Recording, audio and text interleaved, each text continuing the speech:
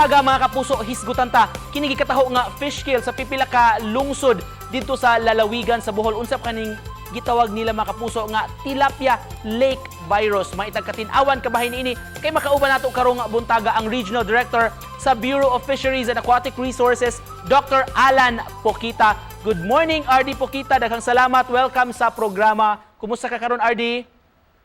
Ay may buntag Sir Nico o may man o mayong buntag sa tanang nagpaminaw kanimo Sir Nico. Daghan kayong salamat, RD, sa pagsanong sa among imbitasyon. RD, mga imikatinawan, unsa man ning gikataho nga doon na kunoy fish kill nga nahitabo sa tulo ka managsilingan nga mga lungsod diha sa Bohol, RD? Yeah, actually ang usara ka lungsod kini ring diha sa lungsod sa Pilar, Bohol.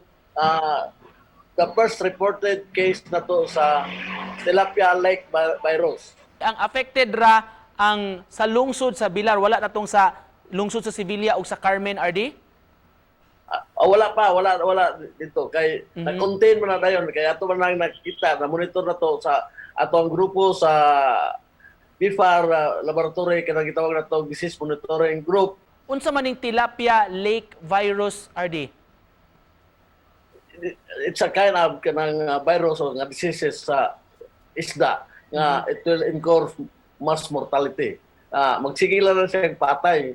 Antod nga mga abot 80 to 90% ang patay ana nga. Kani sa Bilar nga kaso there are 4,000 pieces nga ilang gi-stock and dihay ang namatay gyud it's almost 80%, 75 to 80% ang namatay. Wa pag reported nga kanang ang sakit aning tilapia lake virus ka maka daot sa tao. Even nga pero dili mo recommend nga ipakaon but for kanang consumption sa tao. Doon na kuno po inquiry nga i-launch ang sangguniang panlalawigan dito sa Bohol, RD. May tungod ani?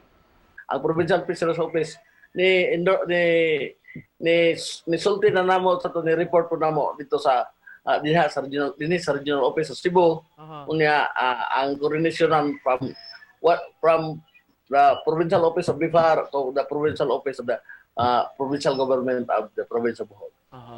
So sa pagkakaroon, RD, ang inyong katinawan Bilar pag yun ang affected, pero sa mga dunay of course namuhi og tilapia diha not only in Bohol, RD, in other areas diri sa Region 7 unsa inyong mga pahimangno, RD?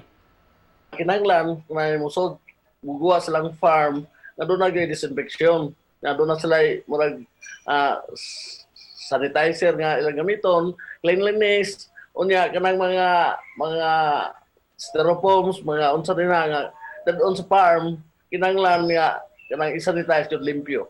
Pero di po ni maka-apekto, RD, simbako sa presyo sab sa tilapia nga gibaligya. Kung mo kanap yun hindi kita ka-contain mo magka-apekto yun kay siyempre ang demand sa tilapia versus the supply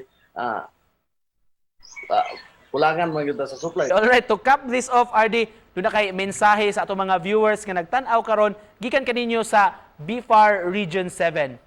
Ayaw mo panic, ayaw mo kahadlok anang tilapia lake virus kay wapay reported case nga ang kining tilapia lake virus mura ni og corona nga mo magtakot dili ni kanang contaminate og tao.